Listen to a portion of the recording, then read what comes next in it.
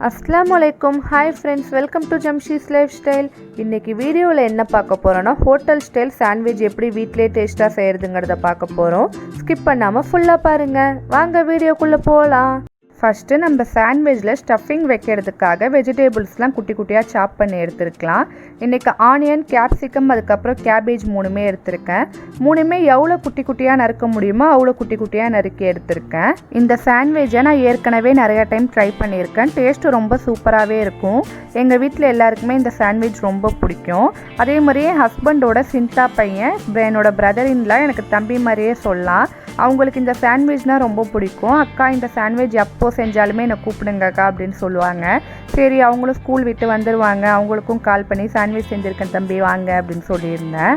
இந்த ரெசிபியை உங்களுக்கும் ஷேர் பண்ணால் நீங்களும் ட்ரை பண்ணி பார்ப்பீங்க அப்படிங்கிறதுக்காக வீடியோவாக எடுத்தேன் கண்டிப்பாக ட்ரை பண்ணி பாருங்கள் வெஜிடபிள்ஸ்லாம் ஃபுல்லாக கட் பண்ணி எடுத்தாச்சு அதை எடுத்து தனியாக வச்சுக்கலாம் நெக்ஸ்ட்டு சாண்ட்விச் செய்கிறதுக்கு தேவையான க்ரீன் சட்னி ப்ரிப்பேர் பண்ணிக்கலாம் ஃபஸ்ட்டு ஒரு கைப்பிடி அளவு மல்லி இலை அதோட பாதி அளவு புதினா 2 பச்சை மிளகாய் ஹாஃப் லெமன் ஜூஸ் அதுக்கப்புறமா தேவையான அளவு உப்பு எல்லாத்தையும் மிக்சியில் நல்லா ஃபைன் பேஸ்ட்டாக கிரைண்ட் பண்ணி எடுத்துக்கணும்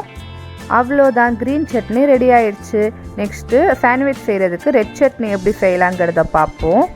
ஃபஸ்ட்டு உங்களுக்கு எவ்வளோ ரெட் சட்னி தேவையோ அந்த அளவுக்கு காஞ்ச மிளகாய் எடுத்துக்கலாம் இன்றைக்கி நான் 10லேருந்து ஒரு 12 காஞ்ச மிளகாய் எடுத்துருக்கேன் அதை ஹாட் வாட்டரில் ஒரு 10 மினிட்ஸ் சோக் பண்ணி எடுத்துக்கலாம்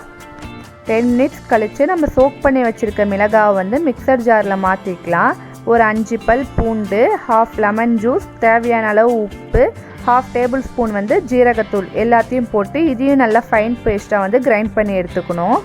இவ்வளோதான் ரெட் சட்னியும் ரெடி ஆயிடுச்சு நமக்கு ஸ்டஃபிங்க்கு தேவையான ரெட் சட்னி க்ரீன் சட்னி ரெண்டுமே ரெடி பண்ணியாச்சு நெக்ஸ்ட்டு மைனஸ் எப்படி செய்யலாங்கிறத பார்ப்போம்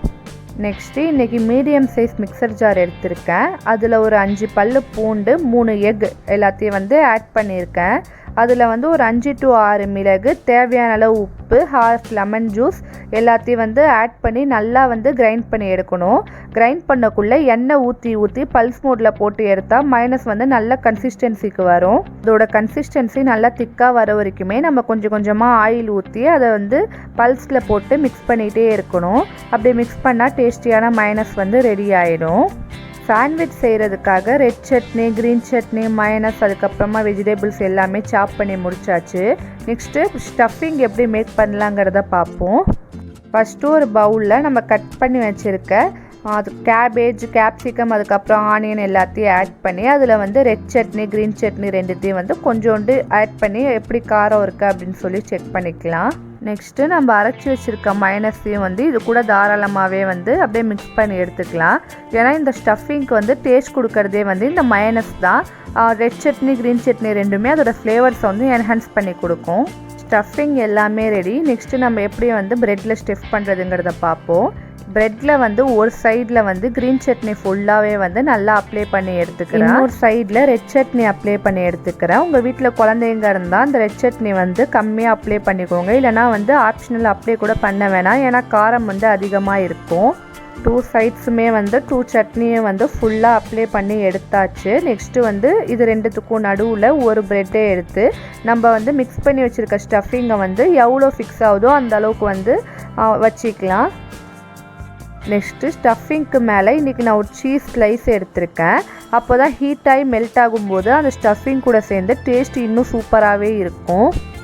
நெக்ஸ்ட்டு ப்ரெட்டோட 2 சைட்ஸ்லையுமே பட்டர் அப்ளை பண்ணிக்கிறேன் இந்த பட்டர் கடையில் வாங்கினதெல்லாம் கிடையாது நாங்கள் வீட்டிலே ப்ரிப்பேர் பண்ண பட்டர் நாங்கள் எப்போவுமே பசும்பால் வாங்குவோம் அதில் ஆடெல்லாம் எல்லாத்தையும் கலெக்ட் பண்ணி வச்சு நெய் பட்டர் எல்லாமே ரெடி பண்ணுவோம் பாப்பாவுக்கு சாப்பாடெலாம் கொடுக்கும்போது நெய் ஹோம்மேடாகவே கொடுக்கலாம் அப்படின்னு சொல்லி இந்த மாதிரி செஞ்சோம் உங்களுக்கு இந்த மாதிரி பட்டர் அதுக்கப்புறம் நெய் எப்படி எடுக்கணுங்கிற வீடியோ கண்டிப்பாக தனியாக அப்லோட் பண்ணுறேன் கண்டிப்பாக உங்களுக்கு ஹெல்ப்ஃபுல்லாக இருக்கும்னு நினைக்கிறேன் 2 சைட்ஸுமே பட்டர் ஃபுல்லாக அப்ளை பண்ணியாச்சு இன்றைக்கி இந்த சாண்ட்விச் மேக்கரில் தான் சாண்ட்விச் டோஸ்ட் பண்ண போகிறேன் இந்த சாண்ட்விச் மேக்கரில் நான் மீஷோவில் தான் வாங்கியிருந்தேன் இதோட லிங்க் வேணால் டிஸ்கிரிப்ஷனில் கொடுக்குறேன் செக் பண்ணி பாருங்கள் இந்த சாண்ட்விச் மேக்கரில் ஃபஸ்ட்டு பட்டர் ஃபுல்லாக அப்ளை பண்ணிக்கிறேன் ஏன்னா இது நான்ஸ்டிக் இல்லாதுங்கிறதுனால ஒட்ட சான்ஸ் இருக்குது அதனால கையை வச்சே எல்லா கார்னர்ஸ் எல்லா இடத்துலையும் ஃபுல்லாக ரப் பண்ணி எடுத்துக்கிறேன் நெக்ஸ்ட்டு நம்ம ஸ்டஃப் பண்ணி வச்சுருக்க ப்ரெட்டை இதுக்குள்ளே வச்சு க்ளோஸ் பண்ணிட வேண்டியது தான்